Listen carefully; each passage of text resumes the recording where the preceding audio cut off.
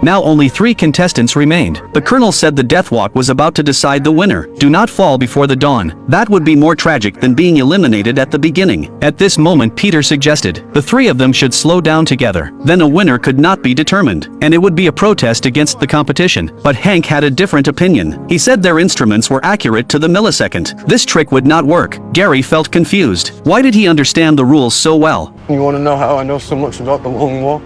The Major's my father.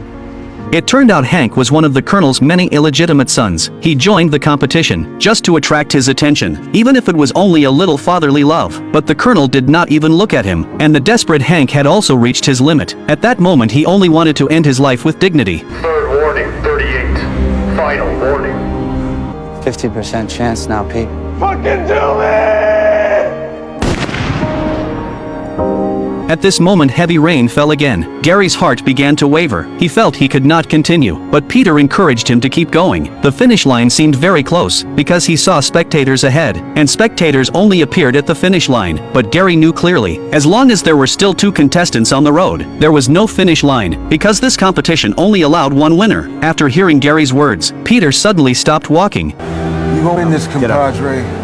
Get up. No. Peter chose this because he was an orphan. The reason he joined the competition was simply to find a dignified way to die. He knew Gary still had a mother to take care of, and he knew his brother wanted revenge, so he willingly gave up to help his brother fulfill this wish. Although Gary understood Peter's intention, winning like this would haunt him forever. After Gary persuaded him, Peter finally stood up again, but the next second, Gary stopped walking.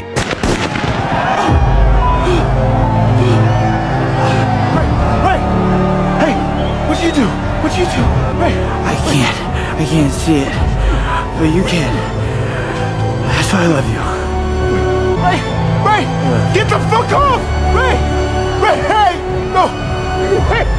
Up to you, Mr. Garrity. I'm sorry, Mom. With Gary eliminated, Peter became the winner, but he could not feel happy. Just when he was collapsing emotionally, the colonel stood in front of him. According to the rules, Peter would receive a huge reward, and 1 wish. I want a carbine. The soldier hesitated, but the colonel confidently believed he would not do it, because Peter was about to change his social class. He would not be foolish enough to destroy it. But then Peter raised the gun. The colonel tried to persuade him with words.